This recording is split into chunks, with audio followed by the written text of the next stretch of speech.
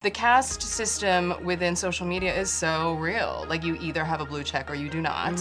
Right. And then you're like, oh my gosh, I'm in crippling student loan debt. I have like kind of a dead end job despite the fact that he gets to work with Koreans, which as we know is a huge privilege, universally. So, zero biases.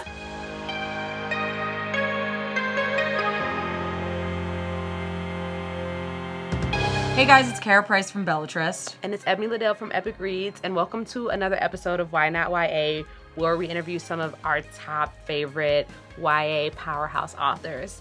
We are here with Mary H.K. Choi, who is the author of the New York Times best-selling Emergency Contact. It's true. And you have a new book that we're going to discuss, Permanent Record. Yay. Our Book of the Month edition. We're so And this excited is for the regular edition with it. What do you call this kind of cover? What do you mean? Like other that- than like magical and like No, like empirically it has like gorgeous? gorgeous clear plastic on it. Right, yeah, so there Is is that called like a something? gloss overlay. Basically, it's just like extra pretty. It's beautiful. I'm into I it. think that's the technical term. So this is your new book. It is my new book. We had yeah. a lot of awesome success with Emergency Contact, and this is equally as incredible. So for those of you who don't know, Permanent Record follows Pablo. He's a recent NYU dropout who works at a bodega. He's like trying to figure out life. Randomly while he's there, he's like working the graveyard shift, and in walks Leanna Smart, which is sort of like the Zendaya or Ariana Grande type Yes, figure. it's like a melange of a lot of different people. Yeah. And so a romance sort of forms from it, which is such a cute romance. I love Thank it. you. It's a Yeah. very good romance.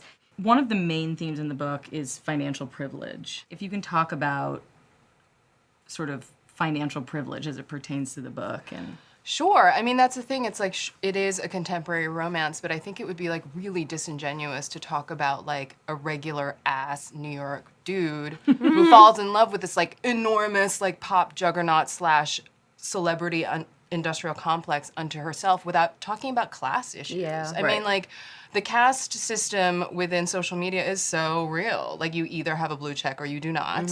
Right. And if you are courting someone with whom in the first place, like, he has to sign an NDA. So it's like no one knows they're dating except for him. It almost feels like a mirage. That is just like a really heady and intoxicating way to have love and experience love, while also just like being catapulted and then just sort of retracted and flung back into normalcy. So Yeah. it's like, you know, it's super heady, it's all hotels, it's all like free stuff, it's all super sexy. Right. And then you're like, oh my gosh, I'm in crippling student loan debt. I have like kind of a dead end job despite the fact that he gets to work with Koreans, which as we know is a huge privilege, universally. And so, zero biases. And so it's just this like pinging back and forth, and he gets whiplash, and it's just about all the trials and tribulations therein. And so yeah, finances come up. Like, I don't know a single young person, and I I include myself as like an author person, like, who isn't worried about money and who isn't worried about the optics of money and success and ambition? Yeah. And that's really interesting you say that, because it does make you kind of question for a lot of people who fall for celebrities, like, are they really in love with the celebrity, or are they just in love with this lifestyle? Right. I mean, the thing is, like, social media, right? Like, the whole thing of it is, it's that schism or like self-delusion, I guess, where you are comparing your insides to someone's outsides. And not even just their outsides, like they're hyper curated, like the Paris filter, magic hour outside. Where you're like, Valencia. yeah, totally. Where you're like, I feel a certain type of way, and then this person, it just looks so ideal. Yeah. Celebrity feels like a really, really famous person who is highly curated, feels like someone you know, and then also their path a little bit feels like something you could have. Right. That it's accessible. That it's somehow. accessible, Yeah. and pitted against things like student loan debt, like pitted against things like, you know, going through the system, interning, getting an entry-level position, like grinding it out for like 5 years at like 30,000 or like 23,000, you know, for like that long, and then just eking a living and like making your way up, like, you know, and then you have these other trajectories. It's like comparing those two is also like a thing I wanted to talk about within this book. I really love kind of the juxtaposition between like dreams versus reality and financial hardships. And so, for instance, Pablo, the main character, he gets accepted into NYU, but he has to drop out because Right. of the cost. So what kind of inspired you to show the difficulties of college tuition, especially for like the middle class? Right. I mean, the thing is, he is middle class, but he's upper middle class. His Yeah. mother is a doctor, and that's really real. And I did want to show that even if you have one parent who's extremely successful, like, doctors also have crazy student loans. Exactly. And she put herself through school, and so by the time she paid off her loans and her husband's loans and all this stuff, it was just like a very real situation. And, you know, when Pablo gets in, he's also like, holy crap, I've won the lottery. Like, this is, I've been chosen amongst, like, rarefied people. Like, Donald Glover went to there. You know, like, all of the stuff, the mythology. And, you know, he's so happy. And he tells her, and she's just crestfallen because it sort of pings back and forth with this, like, ricochet of, like, I'm so proud of you, but, like, I failed you as a parent because I don't know how you're going to get to go to school.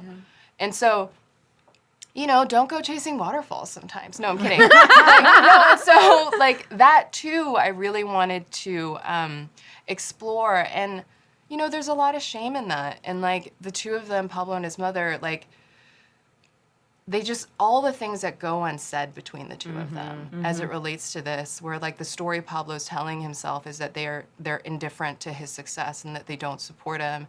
And the story that Kyung-hee's telling herself is that, like, I failed.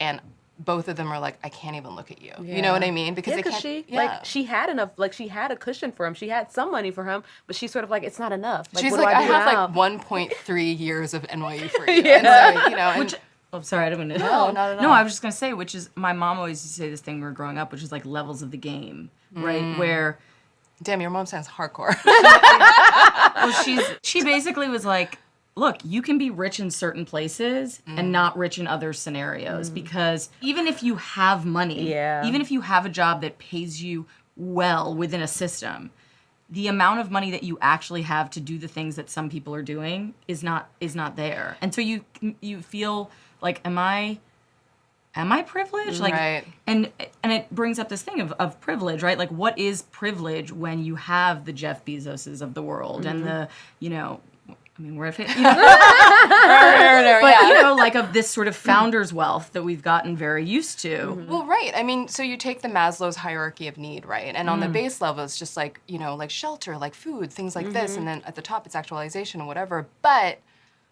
again, like, we're inundated with these images. Right. And, you know, like, I talk about this a lot. It's actually funny how often I quote tweets as, like, the basis of all my understanding. But it's like, you know, this comedian Jabuki tweeted, like, youth culture is, if you have not succeeded by 25, someone comes to your house to kill you. You know what I mean? And, like, that pressure, even, like, the mysticism and romanticism of being, like, a creative. It's just crazy. And so we're inundated with these images, and so you're just kind of like, okay, well, my bills are paid until the end of the month. I'm in school. I'm doing okay. I like my job. It might not be, like, crazy paid, but if I am not holding a literal brick of cash, pretending it's a telephone on my Instagram, like, am I okay? Right. And, like, of course, when you say it out loud, it feels preposterous, but there is just this, like, weird little, like, feeling tendril of, like, just ambient unease that, depending on where you're at, depending on what your anxiety level is at, just can sometimes really flower in, like, you know, insidious ways. This is about that. So, yeah, well, thank you so much. I mean, I think we learned so much just about, like, the privilege of money versus the strain. It's just a lot of good, like, topics in the book. Thanks. So we think you'll enjoy. And it makes you think about financial privilege and finances in a way that doesn't make you want to die and, like, no, I'm serious. Like, you know what I mean? I think the reason why financial literacy for young people is a bit harder to teach is because it's also mind-boggling. Yeah. But it's also so shameful. It's so shameful. And so just talking about it and really kind of legitimizing those feelings and just being like, everybody's in. Everybody's Right. going through Yeah. it. Yeah. Right. Is just, I think, a really important part of it. Yeah. Thank you. Thanks, Mary. So if you haven't bought Permanent Record yet, I don't know what you're doing. Go buy it. Make sure to like our videos. Make sure to comment. Tell us what you think. Make sure to follow us at Belletrist, Belletrist. and Epic Reads. Stay tuned for the next episode where we're going to talk to Mary more about her book, Permanent Record.